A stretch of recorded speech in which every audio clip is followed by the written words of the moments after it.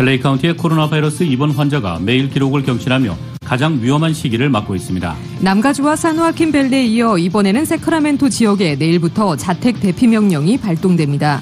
캘리포니아주가 전국에서 가장 극심한 코로나 바이러스 확산세로 몸살을 앓고 있지만 궁극적으로 경기 회복 속도는 전국 다른 지역과 차이가 없을 것으로 전망됐습니다. 주정부가 자택 대피 명령 상황에서도 놀이터는 다시 개방하기로 했습니다. 칼스테이트 계열 대학이 내년 가을 학기에는 대면 수업을 실시한다고 밝혔습니다. LA 총영사관이 카운티 내 코로나 확진자 증가세로 인해 내일부터 유연 근무제를 시행한다고 밝혔습니다. 랄프스 슈퍼마켓 체인점이 가주에 코로나 백신이 배포되면 남가주의 77개의 매장에서 코로나19 백신 접종분을 제공하겠다고 밝혔습니다. 앨릭스 헤이자 보건복지부 장관이 화이자의 코로나19 백신이 며칠 내로 보건당국의 승인을 받을 수 있다고 밝혔습니다. 신종 코로나 바이러스 감염증 확산에도 아랑곳하지 않고 대규모 실내 파티를 열고 마약과 성매매 범죄까지 저지른 파티 참석자 158명이 무더기로 체포됐습니다. 오렌지 카운티 실버라도 캐년 지역에서 발생한 본드파이어의 산불 진압에 진척이 보이면서 피해 지역의 대피 경고령이 모두 해제됐습니다.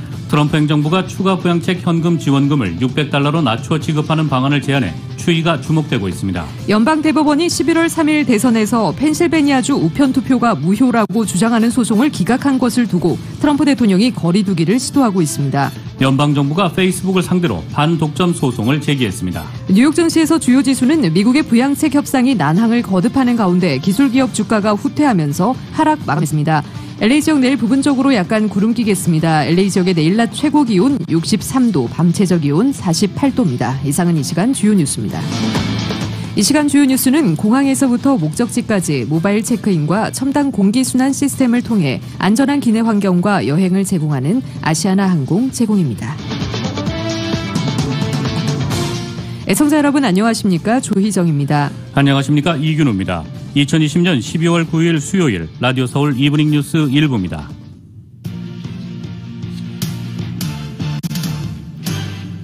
일부 첫 소식 전해드리겠습니다.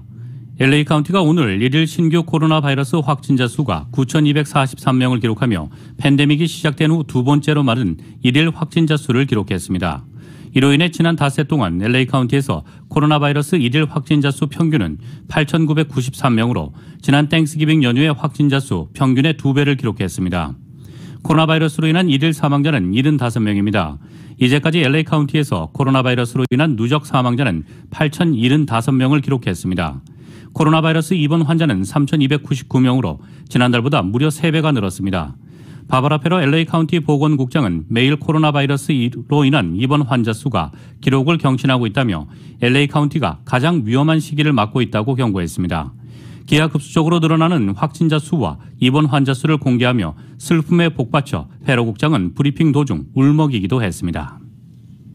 캘스테이트 대학 계열 23개의 캠퍼스가 내년 가을 학기부터는 대면 수업을 진행합니다. 캘스테이트 대학 지원 마감을 앞두고 캘스테이트 대학 측은 50만 명의 학생들에게 이 사실을 알렸습니다. 대학 측은 캘스테이트 대학 지원 마감일을 앞두고 학생들과 가족이 내년 계획을 세우는 것을 돕기 위해 사전 공지를 결정했다고 밝혔습니다. 캘스테이트 대학은 코로나 팬데믹으로 인해 지난 봄부터 온라인 수업을 진행해 오고 있습니다. 캘스테이트 계열 대학의 이번 결정은 코로나 백신 승인과 보급을 눈앞에 두고 있는 상황에서 나왔습니다. 주 정부가 자택 대피 명령 중에도 놀이터는 오픈할 수 있도록 했습니다. 지난 일요일 밤을 기해 주 정부가 남가주 전역에 발동한 자택 대피 명령 지침에 따르면 놀이터 이용도 금지되지만 학부모들의 거센 반발에 부딪혀 놀이터 이용을 허가했습니다. 학부모들은 자택 대피 명령 중에 실내 쇼핑몰들도 모두 오픈하는데 야외 놀이터를 닫는 것은 앞뒤가 맞지 않는다며 놀이터 이용을 허용해달라고 촉구했습니다. 놀이터를 닫게 되면 저소득층 가정의 자녀들에게 피해가 많다는 지적이 많았습니다. 오늘 알프스 슈퍼마켓 체인점이 가주에 코로나 백신이 배포되면 남가주의 77개 매장에서 코로나19 백신 접종분을 제공하겠다고 밝혔습니다. 하지만 언제쯤 랄프스 매장에 백신이 제공되는지는 불분명합니다. 랄프스 측은 매장 내 백신 공급을 위해 가주보건국과 연방정부와 협력할 것이라고 밝혔습니다. LA 총영사관이 카운티 내 코로나 확진자 증가세로 인해 내일부터 전 직원의 유연 근무제를 시행합니다. 이로 인해 민원실 내 대기 인원을 10명으로 줄이며 대기 시간 최소화를 위해 사전 예약제를 반드시 민원인들이 준수해달라고 당부했습니다. LA 총영사관은 민원인들은 사전 예약 없이 민원실에 입장이 불어되지만 65세 이상의 시니어의 경우 매일 오후 1시 30분부터 3시 30분까지 예약 없이 방문이 가능하다고 밝혔습니다.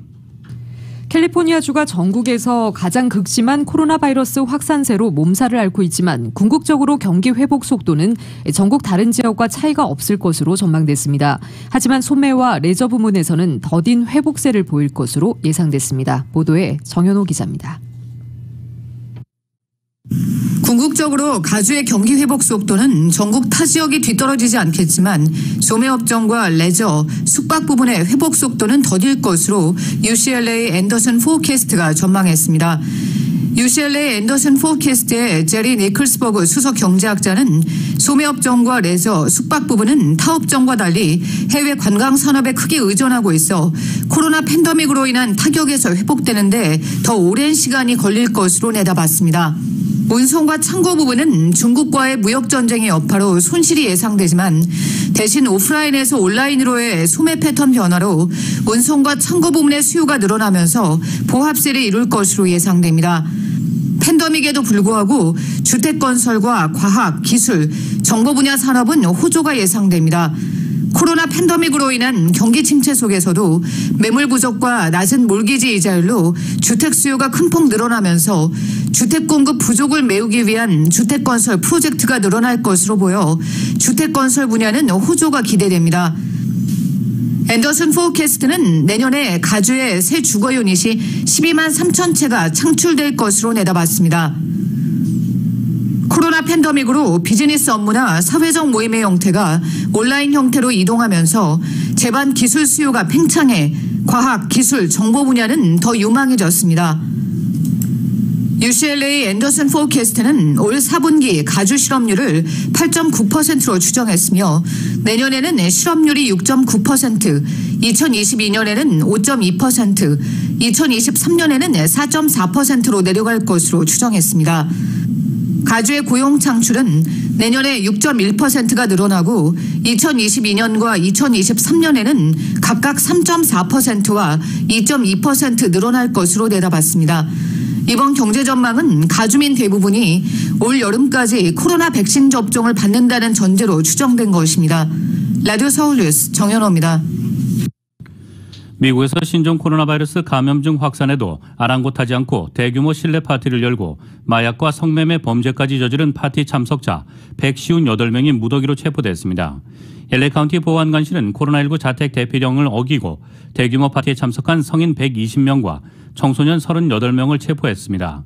파티 주최자들은 지난 5일 LA 카운티 북동부 팜데일에 위치한 빈집 지하실에서 몰래 파티를 열었습니다. 알렉스 비아네바 보안관은 만약 파티를 해산하지 않았다면 참석자는 최대 500명에 달했을 것이고 코로나 확산의 원인이 됐을 것이라고 밝혔습니다. 경찰은 급습한 파티 현장에서 마약과 총기를 압수했고 성매매 피해자인 17살 소녀 1명을 구출했습니다.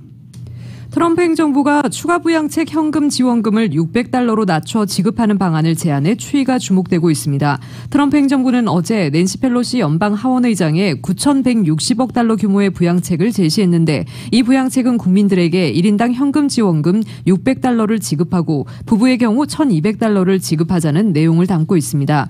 1차 현금 지원금의 절반에 해당하는 액수입니다. 대신 연방정부가 실직자들에게 일주에 $300씩 특별 추가 실업수당을 제공하는 방안을 종식시키자는 조건을 달고 있습니다.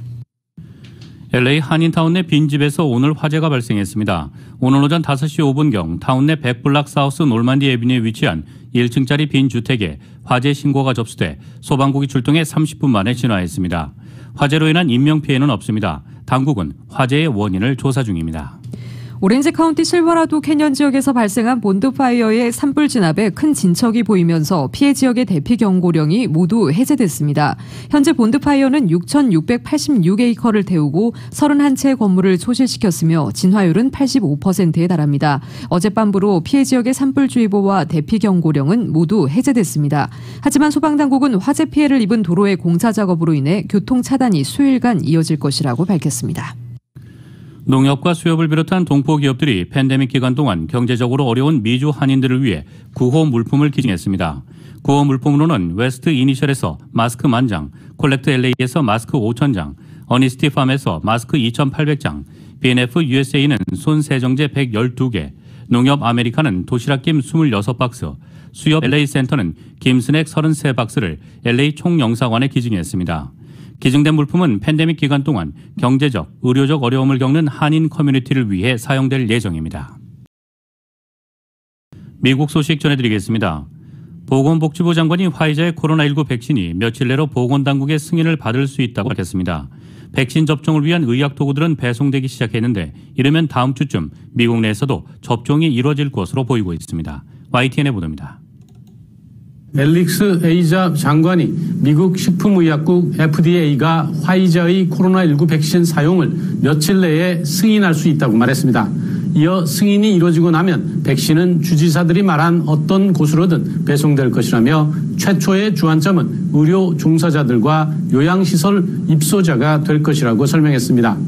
에이자 장관은 또 올해 연말까지 미국인 2천만 명이 코로나19 백신을 맞을 것이란 종전 입장도 다시 확인했습니다.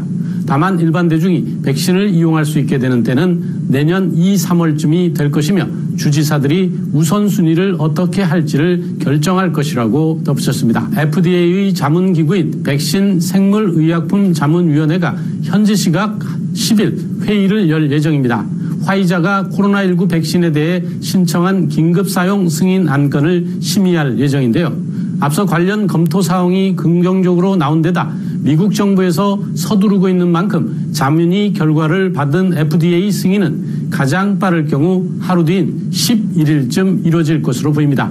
물론 의외의 변수로 늦어지는 경우 다음 주 월요일인 현지 시각 14일 정도일 수도 있습니다. 앞서 에이자 보건장관이 말한 것은 11일을 염두에 둔 것으로 보이고요. 이에 따라 승인에 이어 배송이 시작되면 다음 주에는 접종이 시작될 수 있을 것으로 보입니다. 미국 언론은 배송 등을 고려하면 15일쯤부터는 접종이 가능할 수 있다고 보고 있습니다.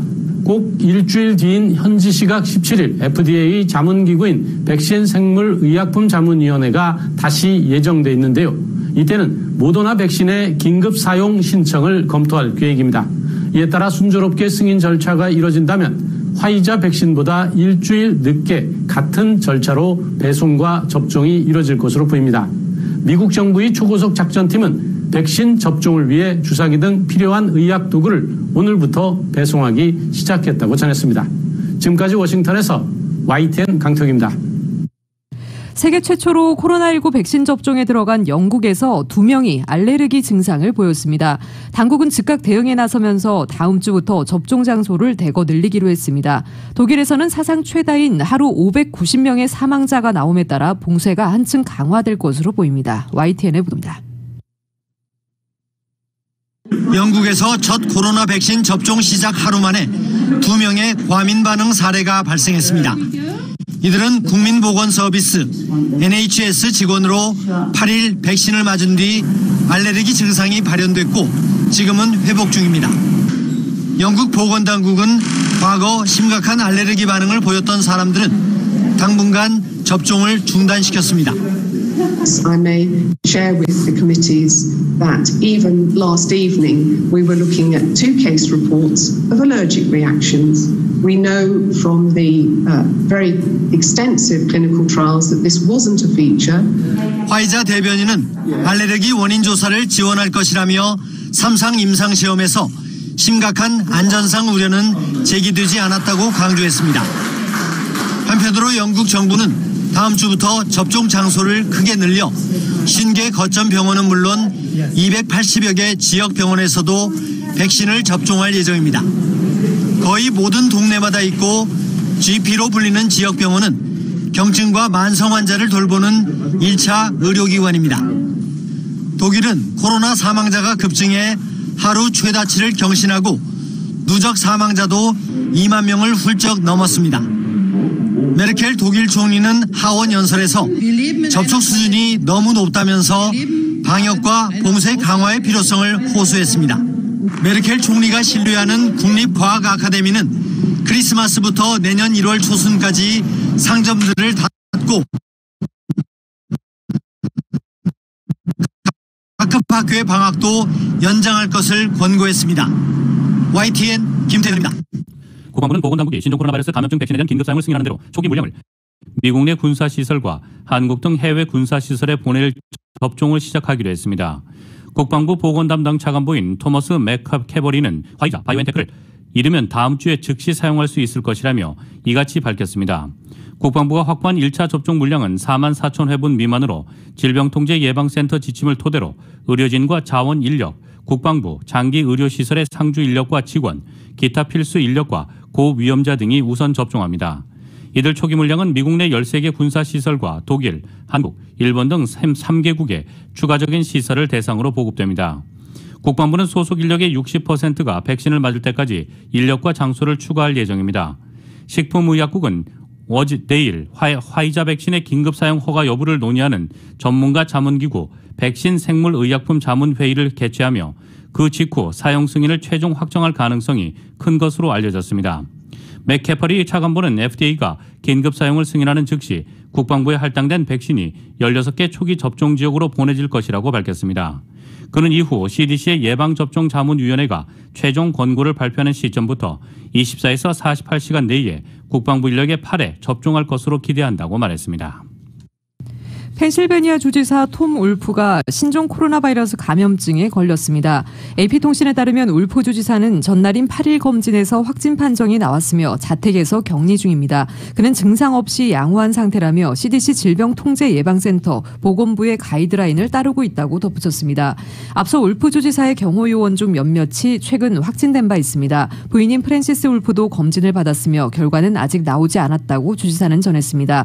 지금까지 오클라호마, 미주리, 버지니아, 네바다, 콜로라도 등의 주지사가 코로나에 걸렸으며 72살인 울프 주지사는 민주당 소속이며 재택근무에 들어갔습니다. 밀접 접촉자로 분류된 보좌진 몇 명은 음성 판정을 받고 자택격리 중입니다. 부유한 국가들이 코로나19 백신을 싹쓸이한 탓에 저소득층 국가 국민의 90%는 내년까지 백신을 맞지 못한다는 분석이 나왔습니다. 특히 최근 영국에서 접종이 시작된 화이자의 백신과 긴급 사용 승인을 앞두고 있는 모더나의 백신의 거의 대부분을 부자 나라들이 선점한 것으로 나타났습니다. YTN의 보도입니다. 국제단체 연합체인 피플스 백신이 화이자 등 8개 제약사의 코로나19 백신 계약을 분석했습니다. 분석 결과는 생각보다 심각했습니다. 북한과 나이지리아 등 저소득국가 67곳은 인구의 10%만 내년까지 백신을 맞을 수 있을 것으로 추산됐기 때문입니다. 이들 국가는 국제 백신 공동구매 대분 프로젝트인 코백스만 바라볼 수밖에 없습니다. 하지만 이마저도 만만치 않습니다. 코백스가 현재 확보한 백신은 7억 회 투여 분량, 이것으로 92개국 32억 명이 나눠 써야 합니다. 이 같은 백신 부족은 선진국들의 선점에서 비롯됐습니다. 미국과 캐나다, 유럽연합, 일본, 호주 등 12개 나라가 8개 제약사 백신 53%를 선구매했습니다. 특히 최근 영국에서 접종이 시작된 화이자 백신은 전량을 부유국이 선점했습니다. 모더나 백신도 96%를 부자 나라들이 확보했습니다. 그나마 아스트라제네카가 백신의 64%를 개발도상국에 보내겠다고 약속한 것이 다행입니다. 전체적으로 내년까지 백신을 맞을 수 있는 사람은 세계 인구의 18%에 그칠 것으로 분석됐습니다. If people in lower income countries miss out on vaccines, the virus will continue to kill and the recovery will be delayed. So sharing and solidarity is in the interest of each and every nation on earth. 국제구호기구 옥스팜도 백신 개발에 공공기금이 투입된 만큼 제약사들이 지금이라도 세계의 공익을 위해 행동에 나서야 한다고 촉구했습니다. YTN 김영근입니다. 도널드 트럼프 대통령이 집요하게 공격해온 조 바이든 대통령 당선인의 차남 헌터가 세금 문제로 연방검찰의 수사를 받고 있다고 밝혔습니다. 헌터는 오늘 성명을 내고 델라웨어주 연방검사장실에서 어제 변호인에게 내 세금 문제를 수사하고 있다고 알려왔다고 전했습니다. 그는 이 문제를 아주 심각하게 여기고 있지만 전문적이고 객관적인 검토를 통해 이 문제를 합법적이고 적절하게 처리해왔다는 것이 입증될 것으로 자신한다고 덧붙였습니다. 헌터가 세금 문제로 수사를 받고 있다는 소식은 선거인단 투표를 앞둔 바이든 당선인에게 부정적으로 작용할 가능성이 있습니다. 바이든 당선인은 닷새 뒤인 14일 선거인단 투표를 통해 공식적으로 대통령에 선출됩니다. 미국은 간접 선거라 지난달 대선일에 이뤄진 투표로는 각 주의 선거인단을 뽑고 이들이 주별 개표 결과에 따라 공식적으로 대통령을 뽑습니다. 대선 과정에서 헌터와 관련한 의혹을 집요하게 물고 늘어졌던 트럼프 대통령과 공화당 일부 인사들은 이번 수사를 공격의 소재로 활용할 가능성이 큽니다. 당장 공화당 소속 캔벅 하원 의원은 윌리엄 바 법무장관을 상대로 이 사건을 수사할 특검 임명을 요구했다고 워싱턴 포스트는 전했습니다. 연방대법원이 11월 3일 대선에서 펜실베니아주 우편 투표가 무효라고 주장하는 소송을 기각한 것을 두고 트럼프 대통령이 내가 낸 소송이 아니다라며 거리두기를 시도하고 있습니다. 트럼프 대통령은 기각 판단을 적시한 연방대법원 블로그를 리트윗하면서 이것은 나의 소송이 아니고 매우 잘못된 보도라고 적었습니다. 트럼프 측이 패배한 경합주를 중심으로 제기한 수십 건의 뒤집기 소송이 대부분 기각된 데 이어 트럼프 대통령의 사실상 마지막 카드로 여겨지는 연방대법원이 이번 대선과 관련해 내놓은 첫 판단을 애써 무시한 것입니다. 연방대법원은 전날 트럼프 대통령의 측근인 마이크 켈리 하원 의원 등 공화당 의원들이 제기한 펜실베니아 우편투표 무효 신청을 기각하는 약식 명령을 내렸습니다. 대선 직전 숱한 논란에도 에이미 코니 베럿 대법관 인준을 강행하면서 연방대법원의 보수 지형을 강화해 선거에 대한 법정 소송을 준비했던 트럼프 대통령에게 이번 기각 결정은 치명타를 입혔다는 게 언론의 분석입니다. 특히 전날이 연방법에서 정한 각 주의 선거인단 확정 마감일이었기 때문에 트럼프 대통령은 이제 주에는 소송을 제기해도 소용이 없고 그래서 14일 선거인단 투표단까지는 연방대법원에 소송을 제기할 것으로 이미 예상됐습니다. CNN에 따르면 8일부로 공식적으로 선거 결과를 뒤집을 수 있는 작은 창이 닫혔고 안전한 피난처 시한이기 때문이라며 의회의 1월 선거인단 투표 집계 시 시한 이전에 인증된 선거인단 결과를 수용해야 한다는 뜻이라고 설명하고 있습니다. 성범죄 혐의로 수감 중 스스로 목숨을 끊은 미국의 억만장자 제프리 앱스타인에게 성범죄 피해를 봤다고 주장하는 여성의 수가 100명을 넘어선 것으로 알려졌습니다. 뉴욕타임스는 오늘 앱스타인의 유산 중 일부로 운영되는 피해자 배상기금에 100건이 넘는 피해 신고가 접수됐고 기금 측은 총 3천만 달러의 배상금을 지불했다고 보도했습니다. 기금 측은 피해 신고를 내년 3월까지 접수할 예정이어서 신고자의 수는 더욱 늘어날 전망입니다. 헤지펀드 매니저 출신인 앱스타인은 미성년자와 성매매 혐의로 체포된 뒤 지난해 8월 스스로 목숨을 끊었습니다. 당시 앱스타인은 성매매 혐의가 유죄로 인정되면 징역 45년형도 가능한 상황이었습니다. 앱스타인이 남긴 재산은 6억 달러에 달합니다. 앱스타인의 자살로 피해자에 대한 배상이 힘들어질 것이란 우려가 있었지만 유상관리인은 지난 7월 피해를 본 여성들을 위한 기금을 만들었습니다. 트럼프 행정부가 중국의 권력 고위층을 겨냥해 제재에 나서면서 미중 관계가 다시 험악해지고 있습니다. 중국은 미국 대사 대리를 불러 면전에서 악랄한 행위라고 비난했는데 미국의 파상적인 공세는 계속되고 있습니다. YTN의 보도입니다. 중국의 형식상 최고 권력기관 전국인민대표대회 즉 전인대의 상무위원회 권력서열 3위인 리잔수 위원장을 중심으로 부위원장 14명이 좌우로 앉아 있습니다. 리 위원장을 빼면 이들 모두가 이번 주 미국 재무부의 제재 명단에 올랐습니다. 본인과 가족의 미국 방문이 금지되고 미국 내 자산도 동결됐습니다. 전인대 상무위가 홍콩 야당 의원들의 의원직 박탈을 사실상 결정했다는 게 이유입니다. 미국의 제재가 권력 핵심층에까지 직접 미치자 중국은 강력 반발했습니다. 정쩌광 외교부 부부장은 주중 미국 대사 대리를 불러 면전에서 악랄한 행위를 중단하라고 촉구했습니다. 화춘잉 대변인도 원색적 표현을 써가며 보복을 경고했습니다. 중국의 보복으로는 홍콩 주재 미국 총영사관의 인원 축소가 우선 거론되고 있습니다. 하지만 바이든 새 행정부와 협력을 모색하는 상황에서 거꾸로 가기는 쉽지 않은 처지입니다. 여기다 트럼프 행정부가 이번에는 북한의 석탄 밀수출 관련 업체와 선박들을 제재했습니다. 중국의 묵인이나 방조 책임을 묻는 건데 중국은 반대로 대북 제재를 완화해야 한다는 입장입니다. 중국은 바이든 새 행정부와 관계 개선의 여지를 찾아보고 있지만 임기 40일 정도밖에 남지 않은 트럼프 행정부에 여전히 발목이 잡혀 있습니다.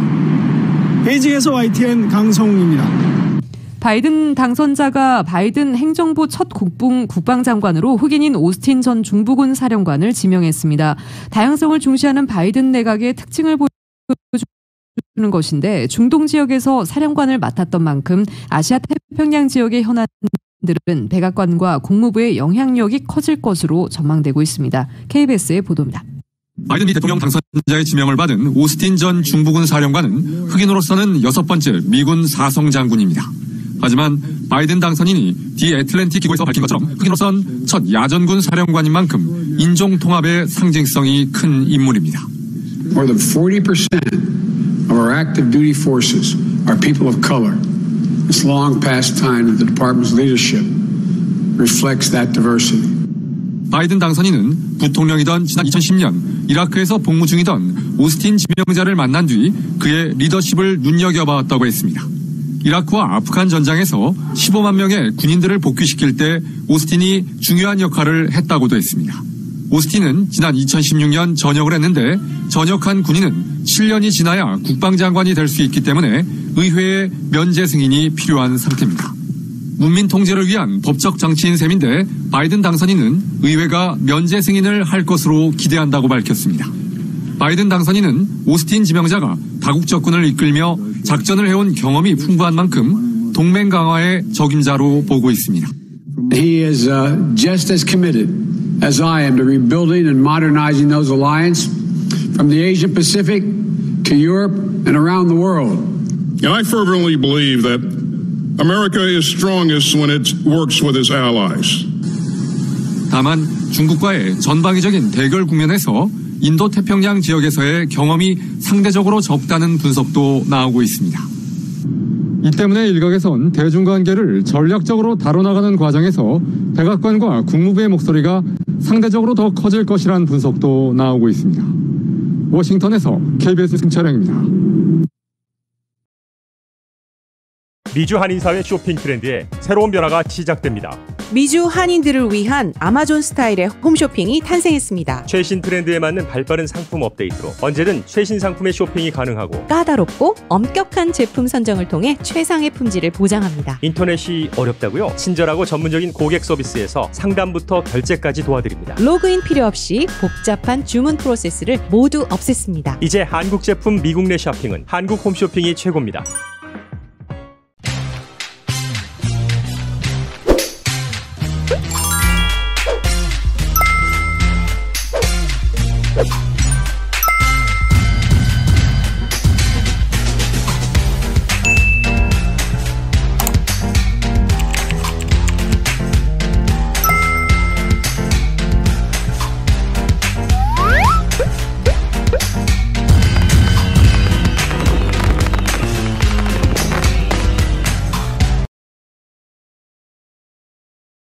한국 소식 전해드리겠습니다.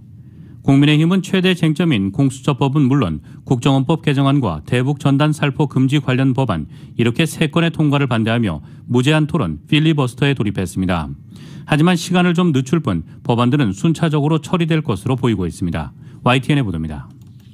이런다고 감춰지나 정권끼리 밝혀내잖아. 국민의힘은 결국 고위공직자 범죄수사처법 개정안 등의 국회 통과를 막기 위해 필리버스터, 이른바 무제한 토론이라는 마지막 카드를 꺼내들었습니다. 본회의에 상정되는 모든 법안에 무제한 토론을 신청할 예정이었지만 계획을 바꿔 여야 합의 없이 민주당이 단독 처리를 강행한 최대 쟁점 법안 3개를 줄였습니다. 주호영 의원 등 102인으로부터 무제한 토론 요구서가 제출되었습니다.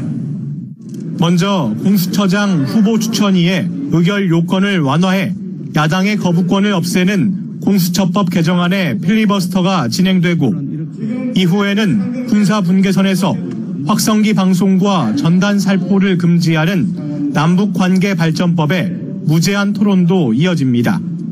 또 국가정보원의 대공수사권을 경찰로 이관하는 국정원법 개정안도 필리버스터 대상 법안입니다. 국민의힘은 필리버스터를 시작하면서 이 사태의 책임은 민주당과 문재인 대통령에게 있다는 점을 분명히 했습니다.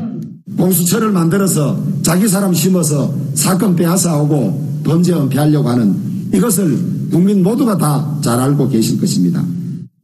무제한 토론이 시작됐지만 국민의힘이 대상 법안 처리를 끝내 막을 수는 없습니다. 국회법에 따라 범여권 의석 180석의 결의로 중단시킬 수 있기 때문입니다. 일부는 오늘 처리하기 어려운 것도 있지만 이어지는 임시국회까지라도 처리하도록 최선을 다합시다. 결국 법안 하나에 무제한 토론은 길어야 24시간만 이루어지고 3개 법안 모두 주말까지는 처리될 전망입니다. YTN 백종규입니다.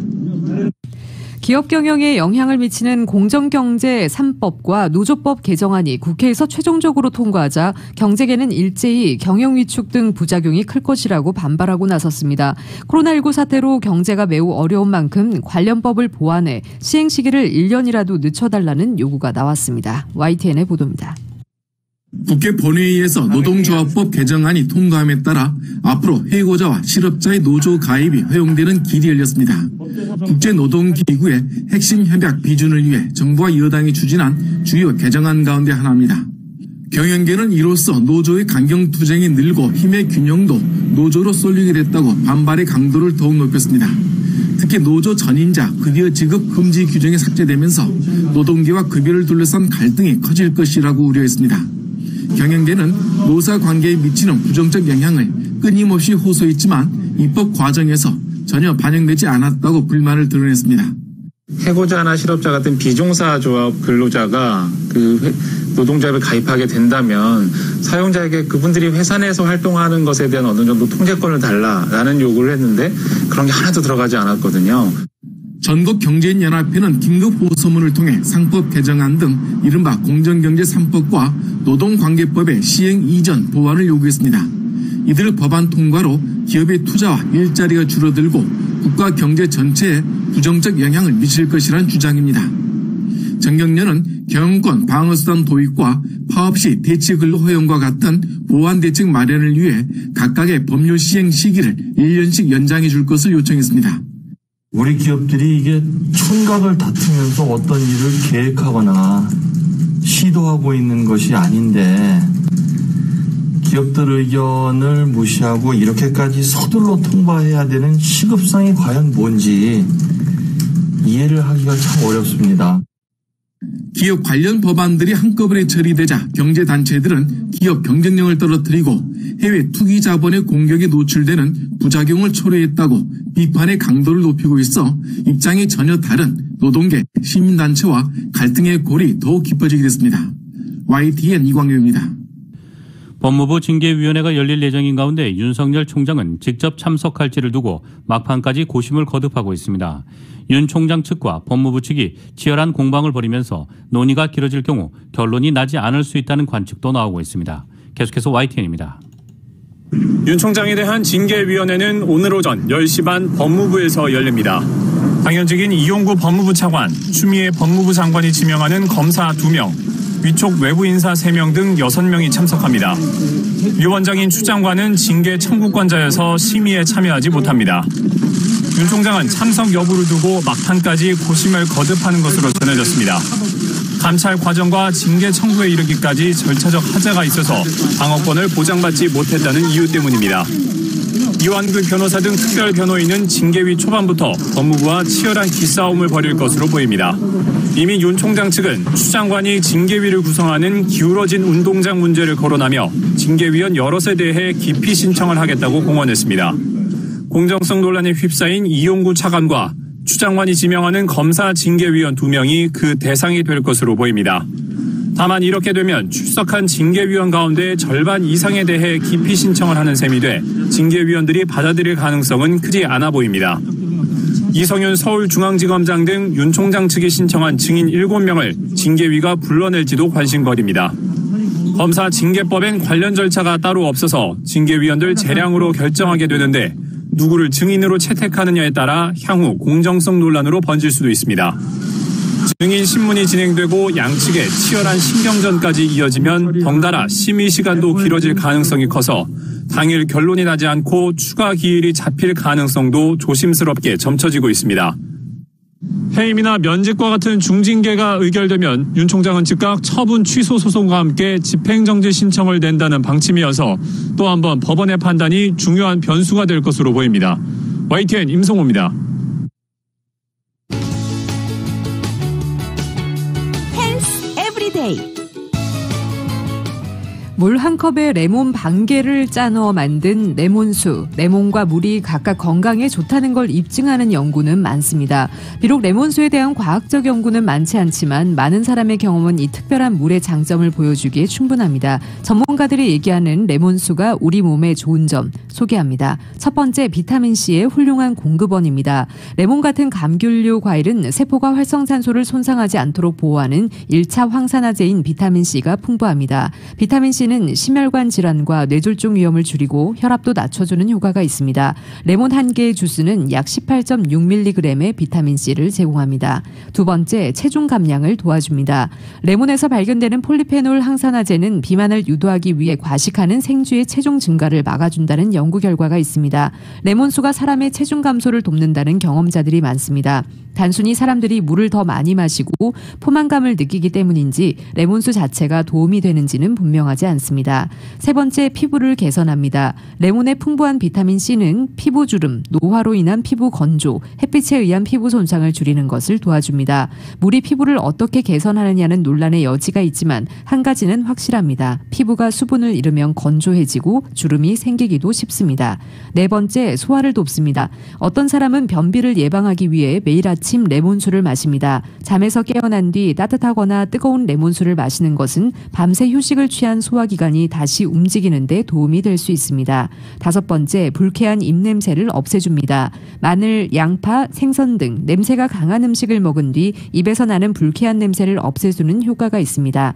아침 식후에 제일 먼저 레몬수를 한 잔 마시는 것만으로 다른 사람에게 불쾌한 냄새를 주지 않을 수 있습니다. 여섯 번째, 신장 결석을 예방합니다. 레몬의 구연산은 신장 결석을 예방하는 데 도움을 줍니다. 구연산의 성분인 구연산염은 역설적이지만 소변의 산성을 약화하고 작은 결석을 부술 수도 있습니다.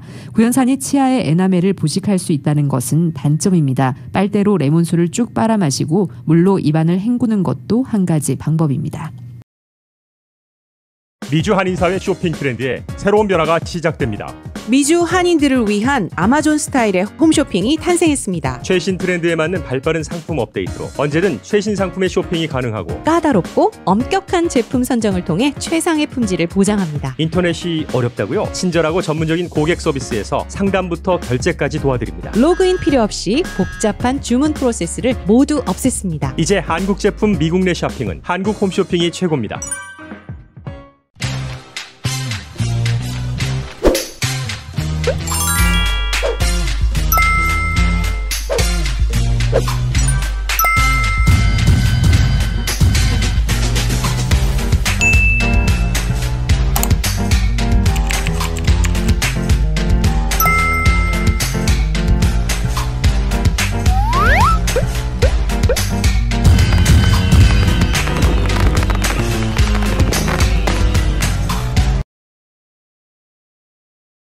뉴욕 증시에서 주요 지수는 미국의 부양책 협상이 난항을 거듭하는 가운데 기술기업 주가가 후퇴하면서 하락했습니다. 오늘 뉴욕 증권거래소에서 다우지수는 전장보다 105.07포인트, 0.35%가 하락한 3068.81의 거래를 마쳤습니다. S&P 500지수는 전장보다 29.43포인트, 0.79%인 3672.82에, 기술주 중심의 나스닥 지수는 243.82포인트, 1.94% 급락한 12,338.95의 장을 마감했습니다. 시장은 부양책 협상과 신종 코로나 바이러스 감염증 확산 및 백신 관련 소식 등을 주시했습니다. 장 초반에는 부양책 타결에 대한 기대가 우위를 점했습니다. 업종별로는 오늘 기술주가 1.88% 내렸고 커뮤니케이션도 1.2% 하락했습니다. 나스닥은 이날도 장 초반 신기록을 세우며 올랐지만 이후 가파르게 하락 반전했습니다.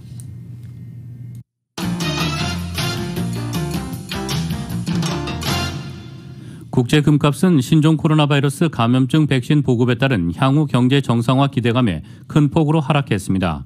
뉴욕 상품거래소에서 내년 2월 인도분금은 온수당 1.9% 떨어진 1,838.50달러의 거래를 마쳤습니다. 백신 개발 진전으로 경제 낙관론이 커지면서 투자자들이 대표적인 안전자산인 금에서 고위험 상품으로 갈아탄 여파로 분석되고 있습니다. 캐나다 정부는 이날 미국 제약사 화이자와 독일 바이오엔테크가 공동 개발한 코로나19 백신을 세계에서 세 번째로 사용 승인했습니다. 그러나 금값은 올해 들어 코로나19 대유행과 이에 따른 대규모 재정 부양에 힘입어 20% 이상 오른 상태라고 로이터 통신이 전했습니다. 국제유가는 백신 기대감과 미국의 원유 재고 증가 소식에 혼조세를 보였습니다. 뉴욕 상업거래소에서 내년 1월 인도분 서부 텍사스산 원유는 배럴당 0.2% 내린 45.52달러의 장을 마감했습니다. 미국 정부가 구글에 이어 이번엔 페이스북에 대해 반독점 소송을 제기했습니다. 페이스북이 개인 소셜미디어인 인스타그램과 왓츠앱을 인수해 시장의 공정 경쟁 질서를 흔들었다는 겁니다. KBS의 보도입니다. 페이스북은 지난 2012년 개인 소셜미디어 인스타그램을 10억 달러에 2014년엔 북미에서 많이 이용되는 개인 메신저 왓츠앱을 190억 달러에 인수했습니다. 미국 연방거래위원회는 페이스북이 이 두 업체를 사들여 시장의 공정 질서를 흔들었다며 워싱턴 DC 법원에 반독점 소송을 제기했습니다. 페이스북이 소셜 네트워크 미디어 시장에서 독점적 지위를 유지하기 위해 경쟁 업체들을 인수한 게 불법 행위라는 얘기입니다. 인스타그램과 왓츠앱을 다시 페이스북에서 분리시켜야 한다고 했습니다. The Commission's requested relief includes unwinding Facebook's prior acquisitions of Instagram and WhatsApp and barring Facebook from engaging in additional anti-competitive practices that have helped it dominate the personal social networking market. 페이스북은 트위터를 통해 이미 인스타그램과 왓츠앱 인수를 허가했던 연방거래위원회가 몇 년이 지나 소송을 제기했다며 미디어 이용자들에게 미칠 영향을 고려하지 않고 있다고 밝혔습니다. 페이스북이 이 두 업체의 인수 허가를 받은 건 지난 오바마 정부 때입니다.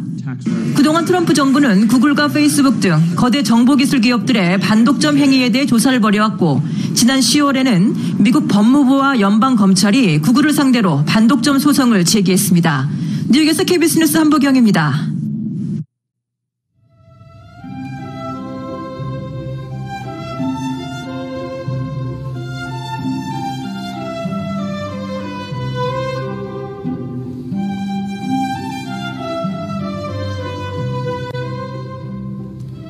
(12월 9일) 수요일 오늘 밤과 내일 날씨입니다. 목요일인 내일 낮 기온 오늘보다 5도가량 더 떨어지면서 예년보다 낮은 기온 보이겠고 서늘해지겠습니다. 이런 날씨는 목요일과 금요일까지 계속되겠습니다.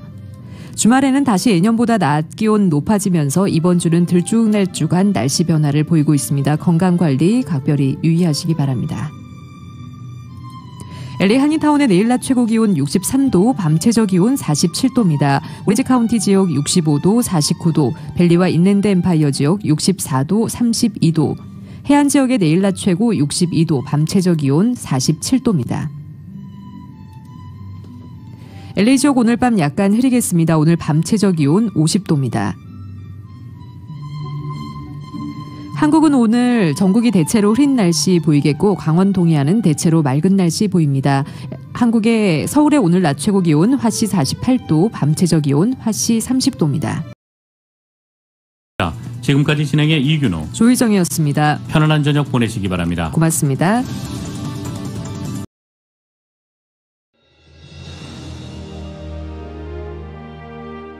한인 커뮤니티의 소중한 친구이자 생활의 동반자 라디오 서울이 개국 28주년을 맞았습니다. 1903년 한인들이 하와이에 첫 발을 내디딘 이래로 미주 한인 커뮤니티는 지금껏 쉼없이 성장해 왔습니다. 부딪히고 좌절하고 힘겨울 때 우리에게 가장 큰 힘이 되어준 것은 서로를 향한 격려와 응원이었습니다. 한인 커뮤니티와 더불어 성장한 라디오 서울. 라디오 서울의 28년은 우리의 이민 역사와 맥을 같이 합니다. 세상의 모든 이야기를 담으려는 라디오 서울 방송은 우리가 함께 만드는 우리의 이야기입니다. 사람과 사람을 이어주는 라디오 서울 1650. 청취자와의 소통만으로 기뻤던 1992년. 그리고 28년이 지난 지금 라디오 서울은 멀티미디어 그룹으로 거듭났습니다.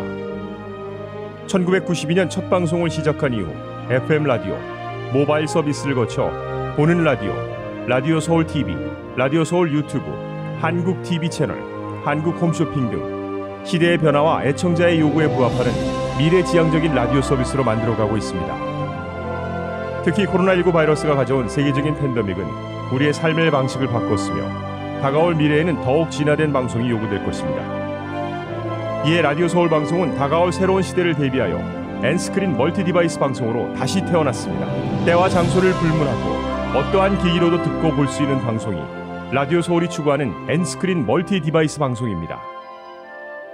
24시간 늘 깨어있는 방송, 눈과 귀가 함께하는 방송, AM 1650, FM 106.3 라디오 서울 방송. 미국 내 다양한 이슈를 생생하게 전달하는 강혜신의 오늘의 미국. 기분 좋은 아침, 반짝이는 하루를 선사하는 이영돈 선우의 좋은 아침, 좋은 하루. 나른한 오후 활력을 전하는 싱글벙글쇼와 라디오 콘서트. 빠르고 정확한 뉴스, 지구촌 소식을 실시간 전하는 모닝뉴스와 이브닝 뉴스. 한국 TV와 유튜브로 이원 방송하는 조희정의 한국 홈쇼핑 리뷰. 라디오 서울은 당신의 또 다른 가족입니다. 사람과 사람을 이어주는 방송, 들으면 행복해지는 라디오 서울. 지금까지의 28년이란 밑거름을 통해 앞으로 희망이 이루어지는 아름다운 세상을 만들어 가겠습니다. 라디오 방송의 한계를 넘어 N스크린 방송으로 더 멀리, 더 높이 세상 보는 눈을 키우는 최고의 방송, 라디오 서울.